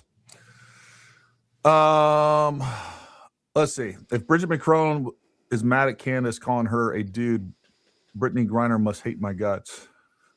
Okay. Did Candace Owens have influence on Tim Pool's shooting? I don't think that's fair to say. We don't know. I mean, the timing of it's suspicious, right? I mean, what do you guys for sure? No, I think just the world that we're currently in played a big role in. I mean, that we can't have civil discourse. We can't have civil disagreements and agree to disagree or just be amicable. No, we have to now go to extreme. So, I mean, Charlie Kirk regretfully was the most extreme, but these other instances, it seemed like, the byproduct of it. I agree. I look, I'm just telling you this objectively, folks. I've gotten a lot of harassment and everything else from the leftists. I've never seen what we're seeing with the Candace crowd. Yep. And most of these people, I would think that other than the things that I disagree with Candace on, most of them we agree politically or in almost every area, like 98%. But yet they can't tolerate it though. No, if you question the leader, like you need to be in hell. Like you need to. Yeah, I've never seen anything like it. So take that for what it is. Ryan Matta is a scumbag. The day after Charlie was shot, he declared Israel killed Charlie before information was put out. Look, Ryan Matta and Ian Carroll both have put out horrendous tweets about Charlie Kirk before he died. Saying all kinds of horrific things about him, and now they're part of the investigation for justice for Charlie. Give me a break. I watched you with Carrie. That was good. I seen some of her about the cult of Candace. April had said she's close to Jim Jones. There's some interesting elements there that are definitely worth discussing. You guys make a great trio. Hope to see more of this. We will. Thank you. There we go. I like it. Lucas Raisworth, thank you very much. Thank you for the honest Christian content. We need more of it. Ism, I self me. If you know, you know. There's a theological aspect to CO's narrative. What part of theology? Yeah, like the Romans 1, verse 24. He gave him over to a reprobate mind. Or Daniel 7, Nebuchadnezzar eating grass out in the field. There's a couple of theological truths that we can extract from Candace's behavior. But I agree. If Candace Owens or anyone else would like to truly research if someone else was involved in the murder of Charlie, then they need to look into the unfamerica.org, including Hunter Kozak, who's asked the trans question when Charlie Kirk was shot. So this is also an important element of this. Okay. Look, the reason I jumped into Butler which was the first public event. Number one is being a sniper, and then I had a friend of mine that was a former Secret Service counter sniper. People were coming to me with questions and answers, and I was trying to give answers and trying to explain to people what was going on. And then on top of that, at the time, I really did think this was a government conspiracy. I was 100% into the idea that a lot of things going on. I do think there is most likely a government conspiracy behind Thomas Crooks and how he was weaponized, which I think is also a potential for Tyler Robinson as well. And I think it's important for people like us. Again, you get a collaboration of people with different specialties and things like that, where you can analyze these things, because we are now the media, whether that's good or bad. But if you're going to replace the media, you can't out fake news the fake news. And that's the problem, is that most of what has replaced the mainstream media is worse than the mainstream media. And so, one of the things I wanted to do with the Charlie Kirk going into it early on was get on this. And number one, I just had loved Charlie Kirk. I had been following him for years, was a big fan, and it felt personal. It really did. So I think it's good for us to analyze this stuff and to make sure that the government is telling us the truth with the best we can within our capabilities. Yeah, and that's why it's good to have a bunch of people with, again, different viewpoints, even if you disagree, different specialties. That's why I spent the money and time that I did to put out a 3D model that you guys can go download, and you can check distances. You can kind of Google Earth everything. We spend a lot of time and money on that. I hope people are using it. But it's important that we hold the government accountable, and that's what the press was supposed to do, but they quit doing it. And they became part of the state. which is what we saw, especially in the Biden administration. Right. So this is what we're left with. And, the only way that we can do that is having a little bit of integrity. And what Candace has done and many of our other people is they've taken us off on this wild goose chase, and they're not even, people aren't even exploring what are much more potential and plausible problems with the government's narrative, to include the whole trans movement and all this other stuff. And it's a distraction, and that's a real problem. And on top of that, it's divided the country.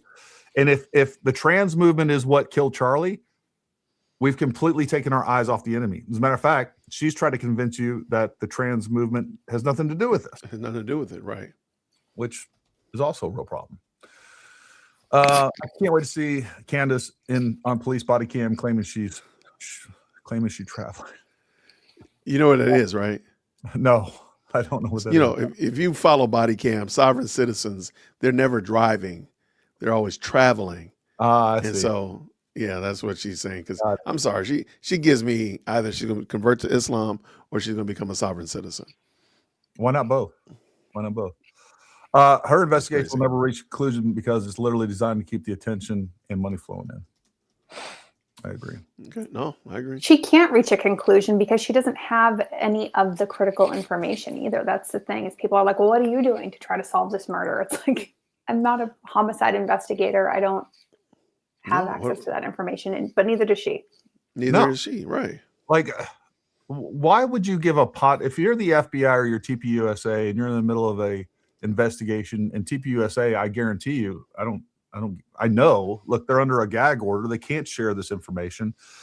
But, and then, so you're supposed to give this podcaster does she have a crime lab? Does she have forensic analysis capabilities? Like, what training, what specialty, what does she have that where if she even was given evidence, she could process it correctly and come to a normal human being conclusion? Because her logic to me is nutty. Like she looks at something and she just comes to a completely different conclusion that of anyone that I even know. It's like, that's what you like.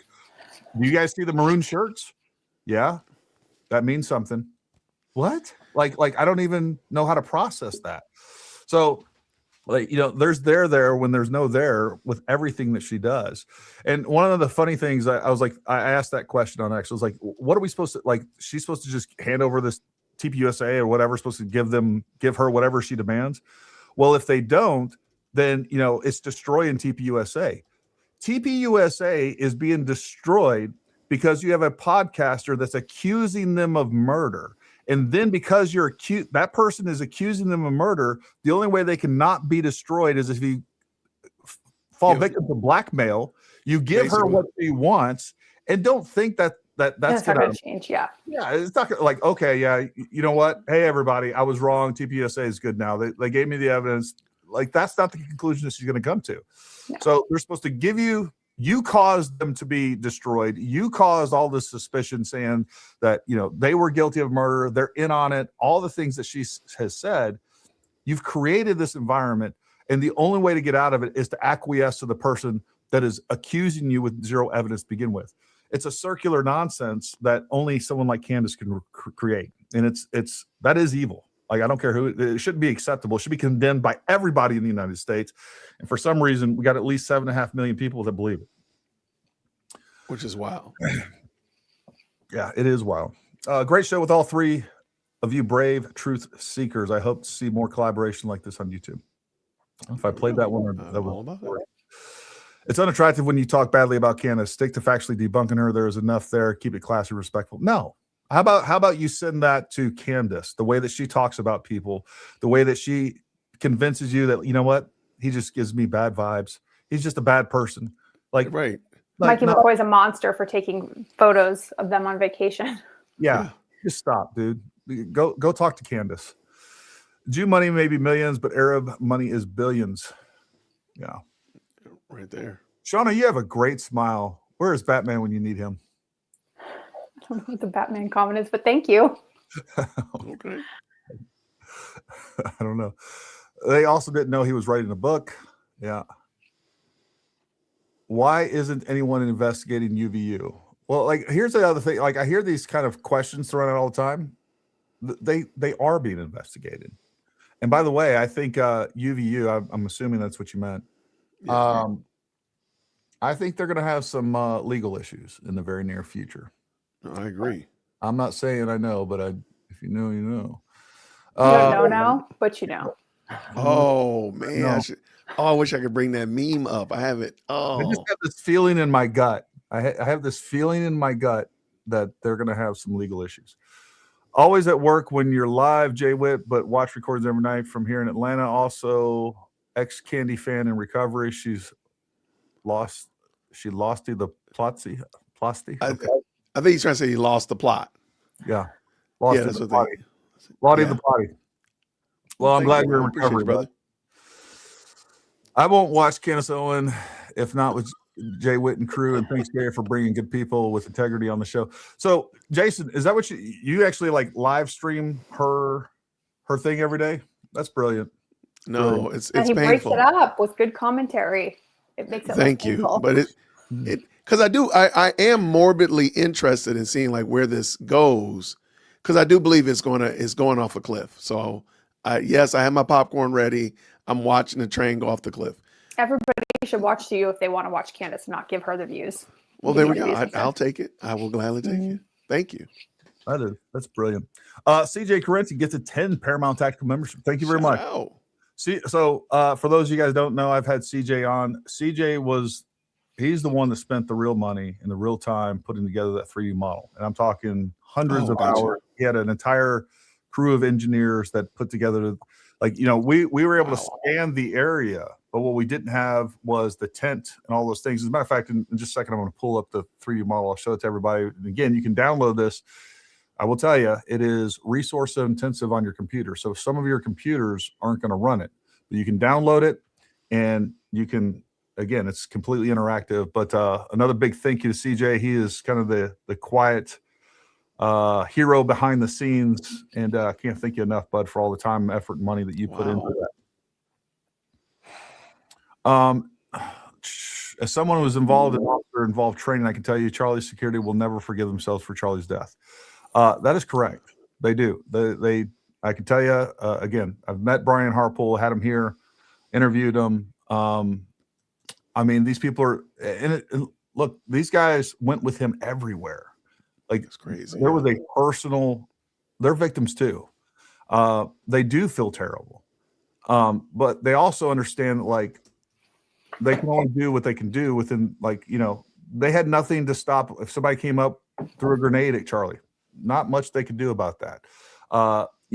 What when we're talking about assassinations, what most happens is it happens in a vehicle. Stop, they figure out when they're coming or they're leaving somewhere. And, when you look at what happens down in Mexico and South America and many other places, like TPUSA didn't have Charlie ride around in an armored car. There's 1,000 different ways that Charlie could have been killed. And unfortunately, what was done. And, it's just a bad deal. And at the end of the day, like, no one's at fault really, except for the person that pulled the trigger. Correct. Which apparently is the French Foreign Legion with one Israeli member. I am from the Philippines. Our 2022 election was rigged because of fake news. Charlie is a political figure influencing youth in the Republican vote. Candace, purely Democrat spewing lies. This must stop. Thank you. Big fan of the Philippines. Spent a lot of time down there. If security is infallible, she should go to Phoenix. I'm not sure what you mean by that. Oh, yeah. She'll be safe there. Yeah. Go to the TPUSA event. What got me most was when CEO said Charlie was one step away from being Catholic. Funny how this came out after he died and couldn't call her out. Did any of you guys watch her interview with Russell Brand? Oh, no, sorry. So what she stated on the Russell Brand regarding, and because I just watched that episode of like a few days prior to, what she talked about how Charlie was getting ready to become Catholic, and then the story, the narrative of that, of what she relayed to Russell Brand, those were completely opposed. I'm not saying you're going to see that in a video soon, but probably going to see that in a video soon. Gotcha. Theological content is super cessation. I think you mean sensationalism. It allows those with bias against Israel to yet claim to be Christian. They attack Jews, saying Christ is king. Yeah, there's some. Yeah, go ahead. It's a term called super sensationism, which basically you're co-opting a term and using it in a different way. If I'm understanding Phantom correctly, that's how they get to use Christ as, well, that's why they use Christ as king, because they're using it in a different way than I would use it. Right. They're using it as an insult to Jews. Right. They're using it as a jab. Right. Absolutely. It's the equivalent of bless your heart here in the South.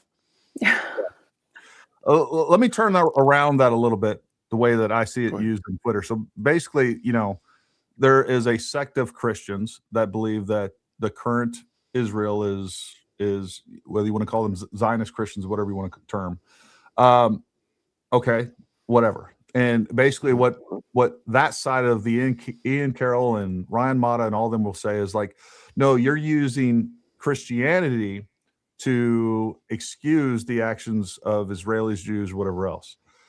All right. On the flip side of that, you're using whatever you got going on over there to justify hating somebody else, or just pretending that like you're just at a minimum, it's a prejudice. I don't even like to use the word anti-Semitism, right? Because Israel definitely is open to criticism. There's lots of things that I've said it 100 times. Like, I'm indifferent to Israel. I really don't care. But I do think there is a conversation that we need to have when it comes to the money that we send to every government. And there is, look, we have CARE in this. We don't just have, we don't just have the Jewish lobby. We have a lot of other foreign interest lobbies in here that are as bad or worse that I think we need to also get rid of, or at least rein in. Right. Absolutely. Yeah. 100%. Nip opt-in. Let's stop worrying about Candace. Figure out what really happened on September 10th. Details don't add up. Can we stick to analyzing events that day? No.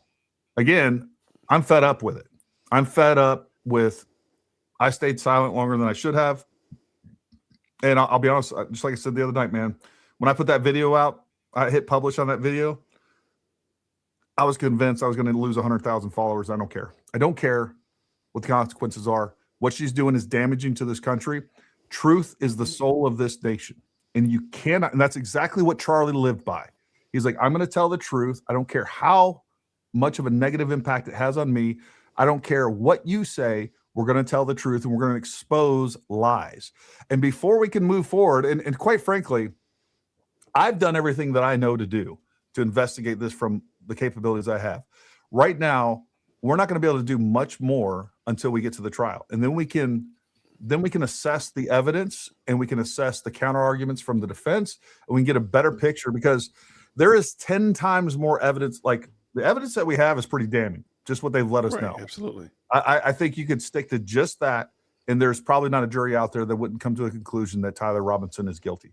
That being said, there are 10 times more evidence that we haven't seen that we are going to be able to see. And of course, you're going to have a chance where the defense is going to be able to, they're going to be able to actually counter that evidence, test the evidence, say whether or not they believe it's real, and then we'll have a better sense of what's going on. I mean, I don't know what else we can do other than just speculate till our eyes start to bleed. Like, that's all we're left with at this point. But what the 5-meter problem in front of us is the fact that Candace is out there spreading lies and propagandizing millions of people, and none of us should tolerate that. Let me jump in, and you can take the comment down, but let me just real quick, like, today she set the Cantifa after some random guy. She read out his name and said he's going under an alias in Franklin or Nashville, Tennessee. If you see him, reach out to us and call authorities. Yeah. The dude didn't do anything. Yeah. So that's that mad recklessness. I agree with Gary 100%. But these are some real bona fide problems, because if she were doing that to you, Nip, I guarantee you would not be saying, oh, well, let's let the chips fall where they're made. You would want some quick recourse to that. And I would say, as somebody that, anybody that was a fan of Charlie Kirk and that felt he was intelligent, had good discernment, all of these things, like, we're going to sit back and watch his wife get harassed, sit back and watch everything he worked for get destroyed. Yeah. Why would we do that? Yeah.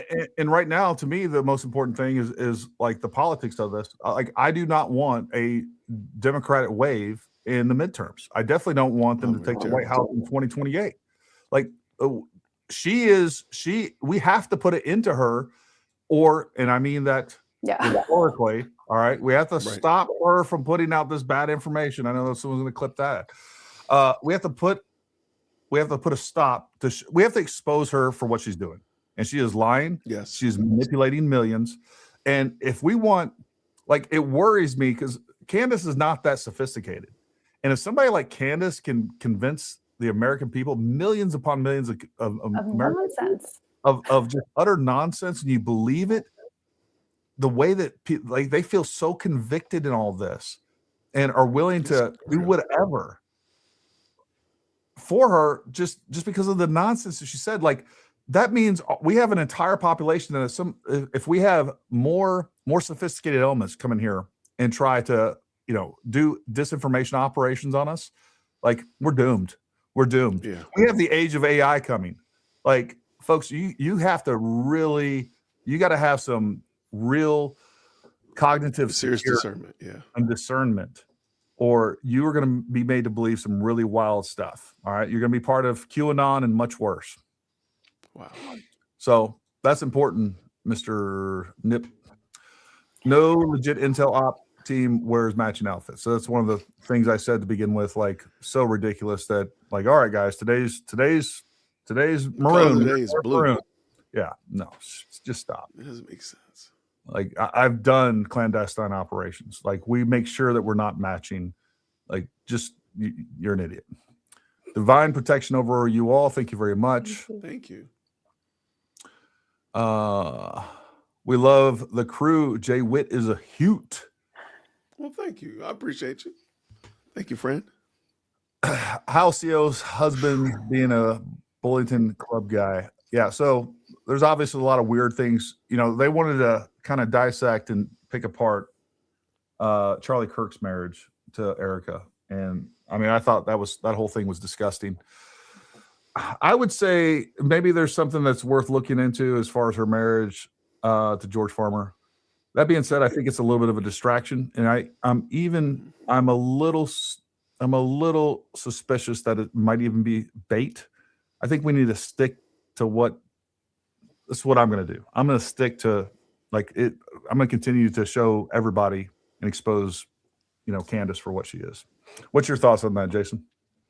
Dog, you got me, because I have a theory about it, but now when you said is bait, I'm like, doggone it, maybe I did bite. I took the bait because I thought it was very interesting. I said we have a young white European man who's pretty wealthy.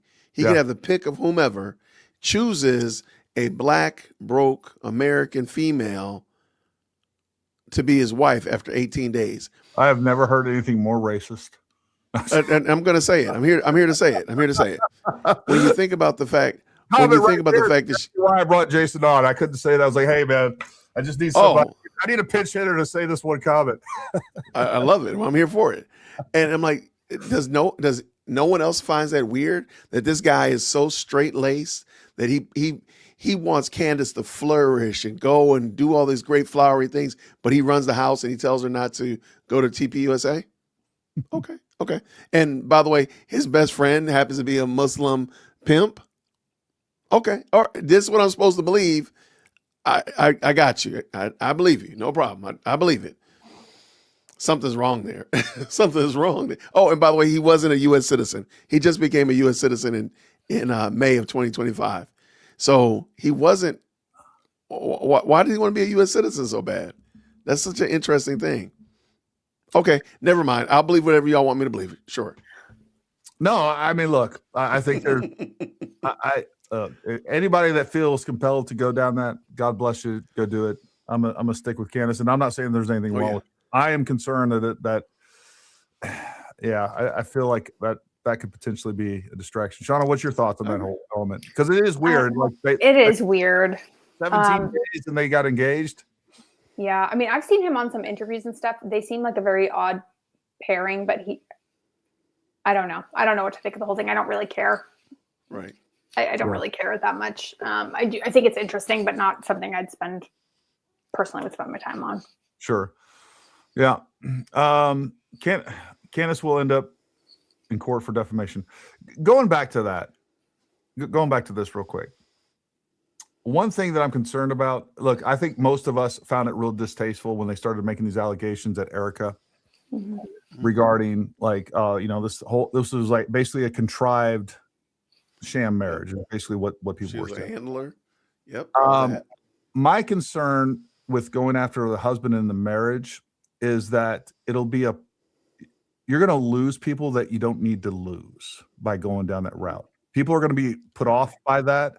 I kind of think that again, this is just for me. If I stick to showing that hold Candace accountable for what she's doing, and I leave that alone, like I think you'll be much more convincing to more people. That's kind of my thought on it, as I'm kind of working that out in my head. Did you watch Erika on Brian Kilmeade? It seems like they were talking about Candace. It's a good interview. Oh, we lost Jason. Oh, there we go. He's back in the chat.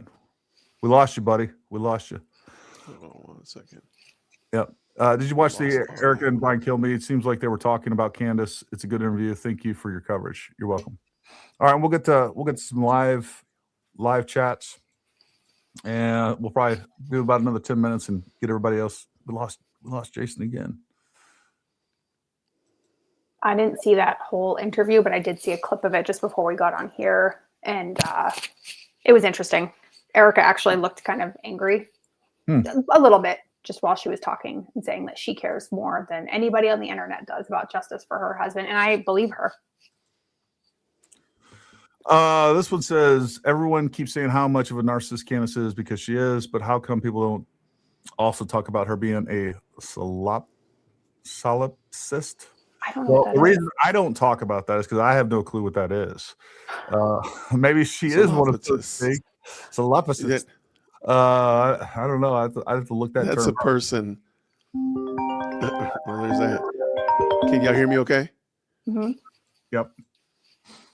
That's a person that marries or dates based upon somebody's mind and intellect.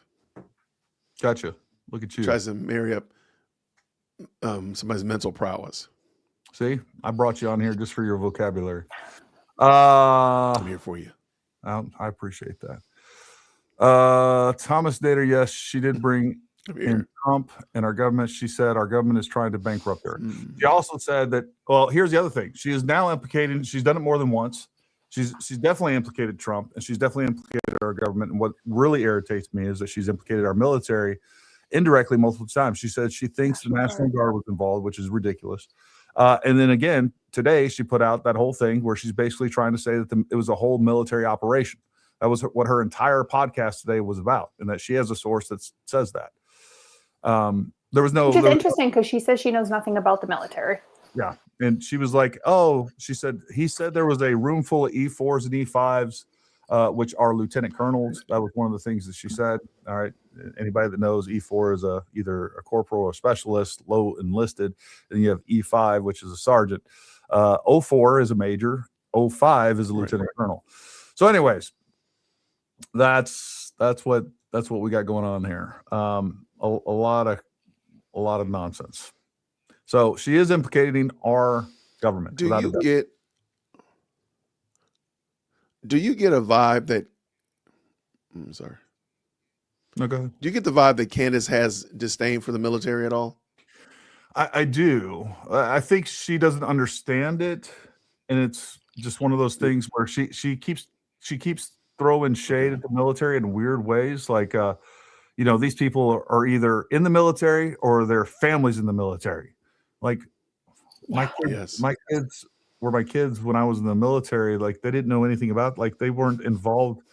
It's guilty by association, which is a weird thing for anybody that has been in the military and knows anything about it. Like, oh, because I'm in the military, my wife is now I deputize her to be, a secret agent as well, or whatever we got going on. I don't know. Maybe she's trying to, again, Candace is always playing 4D chess. Maybe she's trying to make the bad actors feel comfortable enough to come out of the woodwork and get caught. I don't think she's smart enough to do that, but wouldn't be a bad idea. Yeah, I don't think she's smart enough to do that. We can just leave it at that, I think. Here we go. Candace is working smarter instead of harder. Imagine making millions with within a couple of hours of work a day. We should all be that lucky she's not your judge or jury in the case. You're right. She is definitely, I don't know. She's definitely working smarter than I am. I'll tell you that. Selling her soul, though. Yeah. For that money. At what cost? Right. At what cost? Yeah, this is true. I do know this for a fact. Captain Jack's, it's one of your peeps, Jason. Candace went with the Egyptian planes because someone sent a tip to her SEAL Team 6 tip line. Her children vetted the information for homework. I do know that did come from her her tip line. Well, there you go. Yeah. Yep. Why would FBI Cash take her seriously when she can't hand over tangible evidence? She didn't even call her local and state police to make a report about her life being threatened because she had zero. Yeah, look, Candace doesn't take Candace seriously. I mean, that's what it comes down to. If you really thought a multinational hit squad was coming after you, you wouldn't get off the air and go straight to Dollywood. Yeah. I mean, I think that is just the fact. Candace investigation reminds me of an AI podcast where the episodes get stranger and have nothing to do with each other. There's never an ending. Let me also add.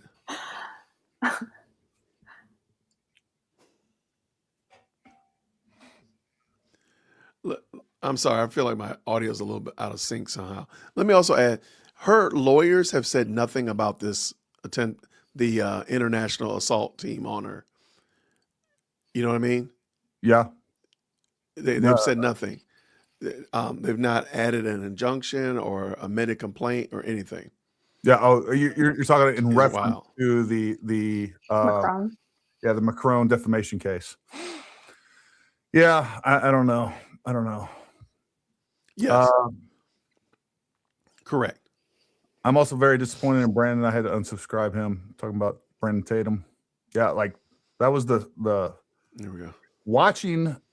Reading his article on that was one of the grossest things I ever had to put myself through. It was like the most concentrated amount of simp energy that I've ever walked through. It was gross.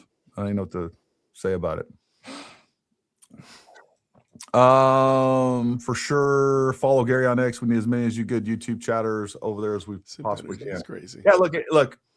If you're not used to X, I still, there's lots of elements that I don't like about it, but there is some really good news sources out there. It is a good. I also think that X is going to is going to end up replacing YouTube eventually once they start adding video and things like that. And obviously it's one of the few platforms that censorship does seem to be less. I still think there's some censorship going on, but it does seem to be less. So I definitely recommend for you guys to go get on X, and then definitely follow all three of us on X for sure. I say narcissism is necessary to that word, but that word is also belief that reality is solely a projection of someone's own mind. Yeah. I think that Candace is definitely living in a different reality. I agree with that. All right, folks. I think I know this is what, probably hour 9 for you on air there, Jason? Something like that? You went live around 5 or something, didn't you? Or before that, it was like 3. It's almost hours 5. Yeah, it's almost hour 5. Well, Shawna, and I still gotta go do my assassin work. So I pull up my hood so I can get ready to go do my assassin work. Shawna, thank you very much for coming on tonight. Thank you for having me. What are your final words for the audience? Oh gosh, I don't know if I have any. Just don't believe anything that you're told. Fact check it. I agree with that. I 100% agree with that. Jason, final words to the audience. I agree. Well, there you go, folks. Yeah, look, I think. Hey, go ahead. There's nothing wrong with asking questions of people who are proposing some weird ideas. Ask questions. Agree. Yeah, and there's nothing wrong with rejecting a narrative. There's nothing wrong with being skeptical of the government, suspicious of the government. We should be. But again, you got to apply all that same logic to everybody on social media as well. I mean, without a doubt, we know for a fact 90+%, all the different theories from palm guns to tunnels to flying drones to, I mean, all that stuff wasn't generated by the government. All that stuff was generated by social media. So you need to understand. And also, we don't know it wasn't generated by the government. We still have a deep state to contend with. And I think that deep state puts out a lot of the stuff. So there's probably some government elements that may be promoting some of the things that Candace is saying, because that deep state that didn't want Trump to win and wanted to destroy his presidency, look, they're still there. All right. They're just going about it in a different way now. And I think we need to be aware of that. So the point here is we got to be discerning. You got to use logic. You got to make decisions based on evidence and facts and not your feels and vibes. All right. Feels and vibes will get you in trouble just about every single time. So number one, I want to thank both of you guys for coming on. Great show tonight. Enjoyed getting to talk and meet both of you virtually. And we'll definitely do this again sometime. I enjoyed it very much. Thank you so much. Yeah, no problem. Everybody else out there, make sure you like, subscribe. All three of us. Yeah, we got some links down in the description. If you want to join our newsletter, if you want to become a member, we appreciate that support. You guys stay put. But for everybody else out there, stay armed, stay ready. We'll talk to you soon.